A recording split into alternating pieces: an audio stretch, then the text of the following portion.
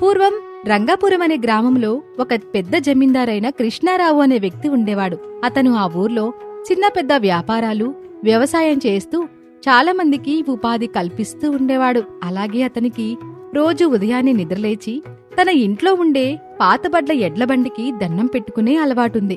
చిన్న చిన్న వ్యాపారాలను నమ్మకస్తులైన వాళ్లకు అప్పగించి పెద్ద పెద్ద పనులు మాత్రం చూసుకుంటూ ఉండేవాడు కృష్ణారావు. అయితే కృష్ణారావు భార్య అన్నిటినీ పరిశీలిస్తూ అతనికి సలహాలు, సూచనలు ఇస్తూ ఉంటుంది. కృష్ణారావు కూడా భార్య మాటలను గౌరవించి సరిచేసుకుంటూ ఉండేవాడు. అందుకే అతడు ఇంట్లోనూ ఊర్లోనూ ఎంతో గౌరవింపబడేవాడు. ఒకరోజు కృష్ణారావు ఇంట్లో ఒంటరిగా కూర్చొని ఉండగా అతని భార్య అక్కడికి వస్తుంది. యావండి, మన ఉప్పు వ్యాపారం బాగా డీలా పడిపోయింది. దాన్ని చూసుకునే రంగడికి వివరం తెలియట్లేదు. అందుకే చాలా నష్టం వస్తుంది. అతనికి వ్యాపారం ఎలా చెయ్యాలో కాస్త నేర్పించండి, లేదంటే ఉప్పు వ్యాపారం మూతపడిపోయేలా ఉంది అని అంటుంది. దాంతో కృష్ణారావు ఆ విషయమే ఆలోచించాడు. రంగడు పనిచేస్తాడు కాని ఎలా చెయ్యాలన్నది తెలియదు.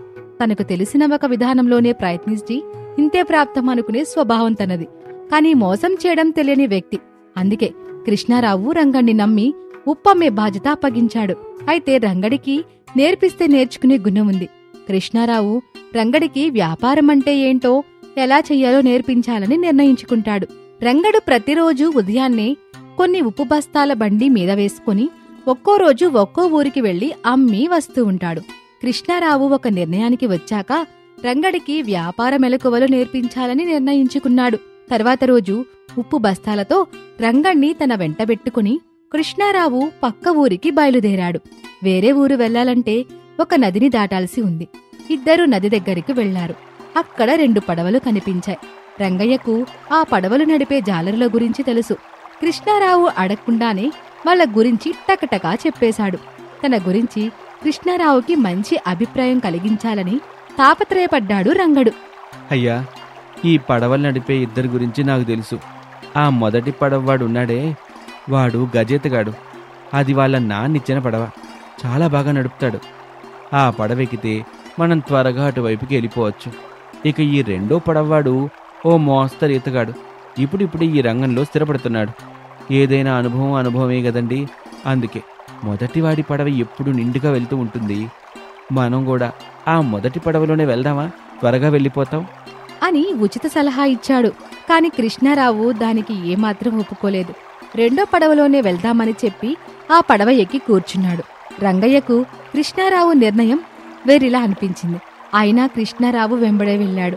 గమ్యం చేరుకున్నాక రంగయ్య ఉప్పు బస్తాలు తీసుకుని ఊరి మధ్యలో ఒక మర్రి చెట్టు కింద కూర్చొని కావలసిన వాళ్ళొచ్చి కొనుక్కొని వెళ్తారులే అన్న ధీమాతో తీరిగ్గా కాలం గడిపేశాడు. కృష్ణారావు అతనికి కొంత దూరంలో కూర్చొని ఏమీ మాట్లాడకుండా రంగడి పనితీరుని పరిశీలిస్తూ ఉన్నాడు. 1-2 బస్తాలు అమ్ముడిపోయాయి. రంగడన్నీ సర్దుకొని తిరుగు ప్రయాణానికి సిద్ధమయ్యాడు. పొద్దుగూకాక కృష్ణారావు ఏమీ మాట్లాడకుండా తిరిగి ఇంటికి బయలుదేరాడు. తర్వాత రోజు మళ్లీ రంగణ్ణి వెంటబెట్టుకుని మళ్లీ పక్కూరికి వెళ్లాడు. నది దగ్గరికి చేరుకున్నారు ఇద్దరు. అయ్యా, ఆ రెండో అతను నిన్న నెమ్మదిగా తీసుకెళ్లాడు. ఇవాళ మొదటి పడవలో వెళ్దామా? కాస్త సమయం కలిసొస్తుంది. వద్దు, నెమ్మదిగా వెళ్ళినా ఆ మొదటి పడవలోనే వెళ్దాం.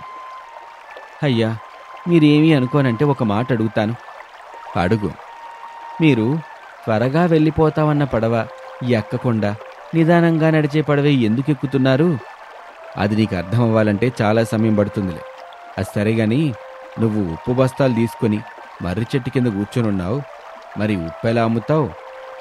అయ్యా, ఉప్పు నిత్యవసర వస్తువు కాబట్టి అందరూ ఎలాగూ కొంటారు కదయ్యా. ఇక నేనమ్మేదేముంది? ఆ మాటతో కృష్ణారావుకి రంగడి మనస్తత్వం అర్థమయ్యింది. అయ్యా, మీరు నాతో ఎందుకింత కష్టపడి వస్తున్నారు? ఏమైనా పనుందా మీకు? పనుంది. రేపు కూడా నేను నీతో పాటే వస్తాను.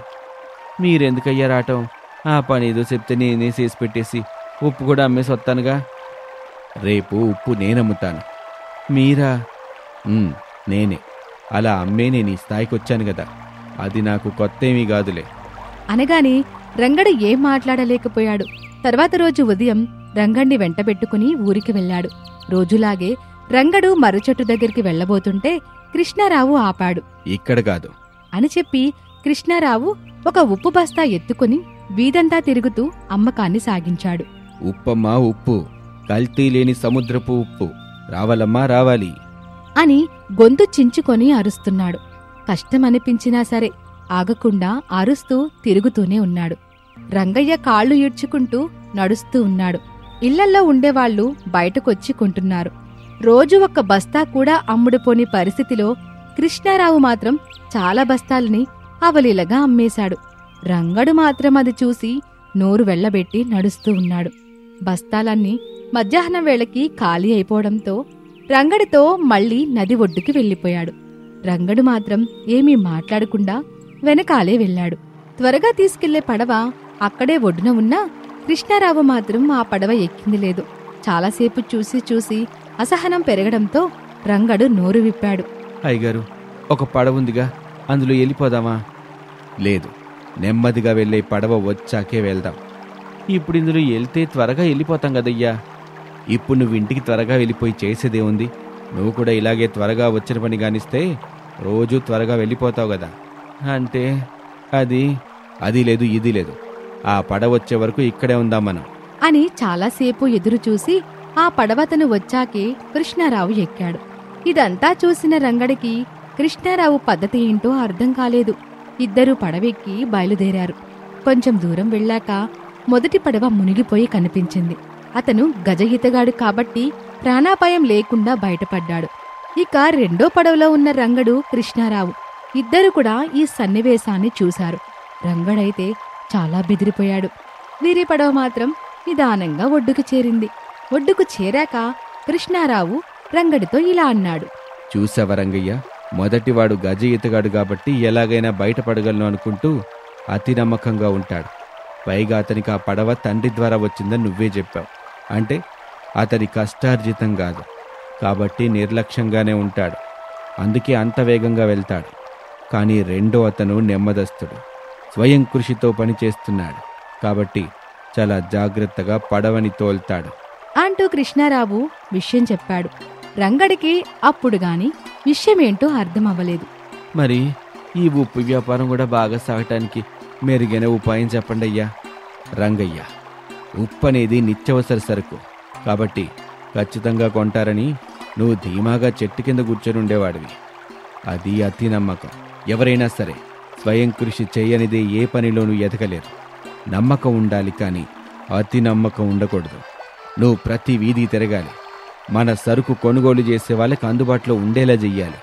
నాణ్యమైన సరుకు అమ్ముతున్నామన్న నమ్మకం వాళ్లకు కలిగించాలి అంటూ వ్యాపారం ఎలా చెయ్యాలో అనేక సూత్రాలు చెప్పాడు. అప్పటినుంచి రంగడికి తన తప్పు తెలిసింది.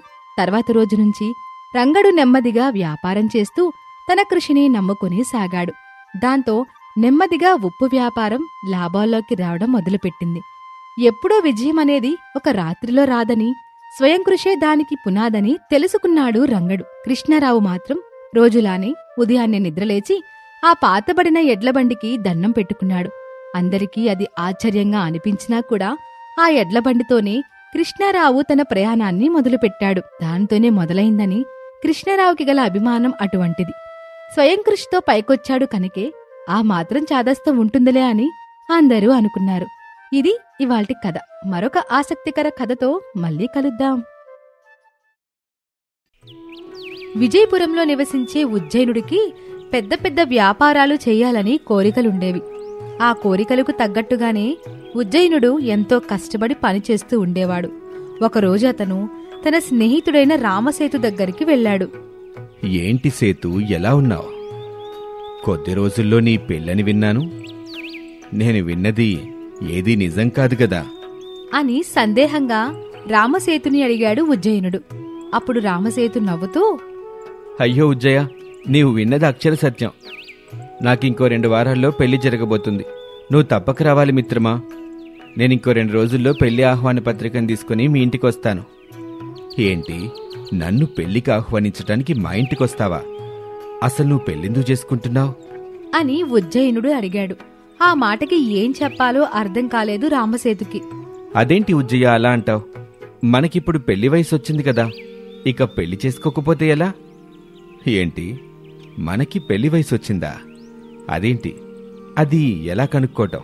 నాకైతే అర్థం కావటం లేదు. సరే, అసలు నువ్వు జీవితంలో ఏం సాధించావని పెళ్లి చేసుకుంటున్నావు? ఉజ్జయ్య, జీవితంలో ఏదైనా సాధిస్తేనే పెళ్లి చేసుకోవాలా ఏంటి? సాధించినా కూడా చేసుకోవటం అవసరం లేదు అని చెప్తున్నాను. అయినా భార్య అంటే ఒక వ్యసనం. మన జీవితంలోకి భార్య అనే వ్యక్తి వచ్చిందంటే మనం తనకి బానిస అవ్వాల్సిందే అంటూ ఉజ్జయినుడు పెళ్లి మీద, భార్య మీద తనకి ఉన్న వ్యతిరేకతని రామసేతుకి చెబుతూ ఉన్నాడు. అతని మాటలకు రామసేతుకి ఏం చేయాలో అర్థం కావడం లేదు. ఉజ్జయ్య, నీ మాటల్ని బట్టి నీకు జీవితంలో పెళ్లి చేసుకోవాలని లేదని నాకు అర్థమవుతుంది. కాని ఇంత చెప్తున్నా నువ్వు కూడా ఏదో ఒకరోజు పెళ్లి చేసుకుంటావు చూడు. అది నీ కల మాత్రమే మిత్రమా అని ఉజ్జయినుడు గొప్పగా చెప్పాడు. ఆ తర్వాత రామసేతుకి వివాహం జరిగిపోయింది. ఉజ్జయినుడు మాత్రం మెల్లిమెల్లిగా వ్యాపారాలు మొదలుపెట్టి జీవితంలో ఎదుగుతూ ఉన్నాడు. ఒకరోజు రామసేతు పనిమీద పట్నానికి వెళ్ళాడు. పట్నంలో ఒక బంగారు దుకాణం దగ్గరకు వెళ్లి, ఇదిగో బాబు, నాకొక హారం కావాలి. అది చేయటానికి ఎన్ని రోజులు పడుతుంది అంటూ రామసేతు ఆ బంగారు కొట్టులో ఉన్న అతన్ని అడిగాడు. అప్పుడే ఆ కొట్టులోకి ఉజ్జయినుడు వచ్చాడు. ఇద్దరూ ఒకరిని ఒకరు చూసుకొని, ఏంటి మిత్రమా, ఎన్ని రోజులకి కనిపించావు మళ్ళీ? అవును మిత్రమా, నిన్ను చూడటం చాలా ఆనందంగా ఉంది. ఏంటిలా వచ్చావు? నేను మా ఆవిడికి ఒక బంగారు హారం చేయించటానికి ఈ కొట్టుకొచ్చాను. చూసావా, నువ్వు అప్పుడేమన్నావు? పెళ్లి చేసుకుంటే మన ఎదుగుదల అక్కడే ఆగిపోద్ది అన్నావు. కానీ నేనిప్పుడు బాగా సంపాదిస్తూ మా ఆవిడికి హారం కానుకగా ఇస్తున్నాను. కాని పెళ్ళే చేసుకోను అన్న నువ్వు ఏం చేస్తున్నావేంటి అని రామసేతు అడిగాడు. అప్పుడు ఉజ్జయినుడు నవ్వి, మిత్రమా, నువ్వు బంగారు హారం చేయించుకోవడానికి వచ్చింది నా కొట్టులోకే. నాకు ఈ ఒక్క కొట్టే కాదు, ఈ పట్నంలో ఇలాంటివి ఇంకో 10 బంగారు కొట్లు, ఇంకా నాకు 10 రకాల వ్యాపారాలు ఉన్నాయి. అంతేకాదు, సముద్రంలో నాకు ఒక నావ కూడా ఉంది అంటూ అతను సాధించిన ఘనతలన్నీ చెబుతూ ఉన్నాడు. అప్పుడు రామసేతు, మిత్రమా, నువ్విన్ని సాధించటం పట్ల నాకు చాలా ఆనందంగా ఉంది. నువ్వు జీవితంలో ఎంతో ఎత్తుకెదిగా. ఇక ఒక మంచి అమ్మాయిని చూసుకొని పెళ్లి చేసుకో అని అన్నాడు రామసేతు. అప్పుడు ఉజ్జయినుడు, సేతు, ఇక నువ్వు మారవా? నేను జీవితంలో ఇంకా సాధించేదుంది. అసలు నాకు ఈ జీవితంలో పెళ్లి చేసుకోవాలనే లేదు. భార్యకి మీలాగా బానిస అవ్వాలని అస్సలే లేదు. నేనెలా భార్యకి బానిసయ్యాను ఉజ్జయ్య అని సందేహంగా అడిగాడు రామసేతు. అప్పుడు ఉజ్జయినుడు, సేతు, అప్పట్లో నువ్వు నన్ను వారానికి ఒక్కసారైనా కలిసేవాడివి. అసలు పెళ్ళైన తర్వాత ఒక్కసారైనా కలిసావా? లేదు. నువ్వింత సంపాదించి నీ సంతోషం కోసం ఆ సంపద ఖర్చు చేయకుండా నీ భార్యని సంతోషపెట్టడానికి ఖర్చు చేస్తున్నావు. ఇది కాదా నువ్వు నీ భార్యకి బానిసయ్యావు అని చెప్పటానికి అని చెప్పాడు. ఉజ్జయ్య, ఇంకెంతకాలం ఇలాంటి మాటలు చెప్తావో నేను చూస్తాను. నీక్కూడా ఎక్కడ ఒక అమ్మాయి నచ్చకపోదా? అప్పుడు నువ్వేం చేస్తావో చూస్తానులే అని అన్నాడు రామసేతు. అలా కొన్ని నెలల కాలం గడిచిపోయింది. ఒకరోజు ఉజ్జయినుడు తన వ్యాపారం నిమిత్తం ఒక నావలో వేరే దేశానికి బయలుదేరాడు. అలా వెళ్తూ ఉండగా మార్గమధ్యంలో అకస్మాత్తుగా తుఫానొచ్చింది. ఆ తుఫాన్లో చిక్కుకున్న ఆ నావ సముద్రంలో కొట్టుకుపోయి ఒక దీవిలో పడిపోయింది. నావలోని వారంతా దిగి ఆ దీవిలో ప్రాణాలు కాపాడుకున్నారు. కాని ఉజ్జయినుడు మాత్రం మధ్యలోనే నావ నుండి కింద పడిపోవడంతో అతను ఆ సముద్రంలో ఉన్న వేరొక దీవిలోకి వెళ్ళిపోయాడు. ఆ తర్వాత ఉజ్జయినుడు కొన్ని రోజులకి కళ్ళు తెరచి చూడగా తను ఒక చిన్న గుడిసెలో ఉంటాడు. నేనెక్కడున్నాను? నాకేం జరిగింది? నా నావెక్కడా అంటూ చుట్టూ చూస్తూ ఉన్నాడు. అప్పుడు వేద అనే అమ్మాయి ఉజ్జయినుని దగ్గరికి వచ్చి, అయ్యో, మీకు మెలక వచ్చిందా? మీ ప్రాణాలను రక్షించడం కోసం మేము ఎంత ప్రయత్నించామో తెలుసా? ఎవరు నువ్వు? నేనసలు ఎక్కడున్నాను? నా పేరు వేద. మీరు సముద్ర తుఫాన్లో చిక్కుకొని మా దీవికి కొట్టుకొని వస్తే మేమే మీ ప్రాణాల్ని కాపాడాము అని వేద చెప్పింది. వేద చాలా అందమైన యువతి. అందుచేత ఉజ్జయినుడు మొదటిసారి ఆ అమ్మాయిని చూస్తూ తను మాట్లాడే మాటలు వింటూ ఉన్నాడు. నేను మీకు తినటానికి ఏదైనా తీసుకుని వస్తాను అంటూ వేద ఆ గుడిసె బయటికి వెళ్ళింది. ఏంటి, ఈ అమ్మాయిలో ఏమి దాగుంది? నాకు ఆ అమ్మాయిని అలాగే చూడాలనిపిస్తుందేంటి అని ఆలోచిస్తూ ఉండగా ఇంతలో వేద ఉజ్జయినుడు తినటానికి కొద్దిగా భోజనాన్ని తీసుకుని వచ్చింది. అతని 2 చేతులకి కట్లు ఉండడంతో, మీ చేతులు కాళ్ళు బాగా దెబ్బతిన్నాయి కదా, ఇంకో 1 రోజులైతే గాని మీ అంతట మీరు లేచి నడవలేరు, తినలేరు. అందుకే ఉండండి, నేను తినిపిస్తాను అంటూ వేద ఉజ్జయినుకి భోజనం తినిపిస్తూ ఉంది. అలా వేద తనకి తినిపిస్తూ ఉండగా ఉజ్జయినుకి ఆ అనుభూతి చాలా కొత్తగా ఉంది. ఆ తర్వాత వేద ఇలా అంటుంది, మీరు నా మీద చేవేసి నడవడానికి ప్రయత్నించండి అంటూ ఉజ్జయినుడి చేతులు తన భుజాల మీద వేయించుకొని తనకి నడవడంలో శిక్షణ ఇస్తూ ఉంది. ఉజ్జయినుడు వేదని తాకగానే ఒక అనుభూతికి లోనయ్యాడు. అలా రోజు వేద అతనికి భోజనాన్ని తినిపిస్తూ నడవడంలో శిక్షణ ఇస్తూ ఉంది. ఈ క్రమంలో అతడు వేద లేకుండా ఒక్క నిమిషం కూడా ఉండలేకపోయేవాడు. అంతలా వేదకి బానిసయ్యాడు. అలా కొద్ది రోజులు గడిచిన తర్వాత, మీరు ఇంకో 2 రోజుల్లో మీ దేశానికి వెళ్ళిపోవచ్చు, మా గుడెం వారు ఆ ఏర్పాట్లలో ఉన్నారు అని చెప్పింది. ఒక్కసారిగా ఉజ్జయినుడికి వేదని కోల్పోతున్నాను అనే భయం వేసింది. అప్పుడేనా? నేనింకా పూర్తిగా కోలుకోని లేదు, అప్పుడే పంపిస్తారా? లేదండి, మీ గాయాలన్నీ మానిపోయాయి, ఇప్పుడు మీరు చక్కగానే ఉన్నారు. లేదు, నేను బాలేను, నేనింకొన్ని రోజులు ఇక్కడే ఉంటాను అని అన్నాడు. ఉజ్జయినుడి మాటల్లో రహస్యాన్ని గమనించిన వేద సిగ్గుపడుతూ ఉంది. అలా ఉజ్జయినుడు ఇంకో 10 రోజుల వరకు ఉండేలా పథకం పన్నాడు. అలా ఆ 10 రోజుల్లో వేద కూడా ఉజ్జయినుడిని బాగా ఇష్టపడింది. ఆ తర్వాత ఆ గూడెం ప్రజలు అతనికి వేదనిచ్చి పెళ్లి చేశారు. ఉజ్జయినుడు వేదని తీసుకుని తిరిగి తన దేశానికి వచ్చాడు. వేద, ఇదిగో, ఇదే మన ఇల్లు, మన వ్యాపారాలు అంటూ గొప్పగా తాను సాధించిన విజయాల గురించి ఒక్కొక్కటిగా చెప్పసాగాడు. ఆ తర్వాత ఉజ్జయినుడు ఎప్పుడు చూసినా వేదతోనే ఉండేవాడు. తనని విడిచి ఒక్క నిమిషం కూడా ఉండలేకపోయేవాడు. ఏవండి, మీరు ఎప్పుడు కూడా నాతోనే ఉంటున్నారు, మీ వ్యాపారాలని మీరు సరిగ్గా పట్టించుకోవడం లేదు అని చెప్పింది. దానితో ఉజ్జయినుడు తిరిగి మరలా వ్యాపారాలను చూసుకుంటూ ఉన్నాడు. కాని సాయంత్రంలోపే ఇంటికి ఎప్పుడెప్పుడు వెళ్ళిపోదామా అని చూస్తూ త్వరగా వేద దగ్గరికి వెళ్ళిపోయేవాడు. ఇలా ఉండగా ఒకరోజు మళ్లీ రామసేతు ఉజ్జయినుడిని కలిశాడు. ఏంటి ఉజ్జయ, ఈ మధ్య కొట్టుకు కూడా సరిగా రావటం లేదంట, మీ కొట్టు పేరు వేద అని కూడా మార్చావంట అని అడిగాడు రామసేతు. అప్పుడు ఉజ్జయినుడు జరిగిన విషయమంతా చెప్పి, సేతు, నువ్వు చెప్పింది నిజమే, జీవితంలో మనకంటూ ఒక తోడు ఖచ్చితంగా అవసరమని తెలుసుకున్నాను. నాకు ఆలస్యం అవుతుంది, త్వరగా ఇంటికి వెళ్ళాలి అని చెప్పి ఉజ్జయినుడు ఇంటికి వెళ్ళిపోయాడు. అది చూసి రామసేతు ఇతగాడు కూడా భార్య బానిస అయిపోయాడు అని నవ్వుకుంటూ ఉన్నాడు. ఇది ఇవాల్టి కథ. మరొక ఆసక్తికర కథతో మళ్ళీ కలుద్దాం.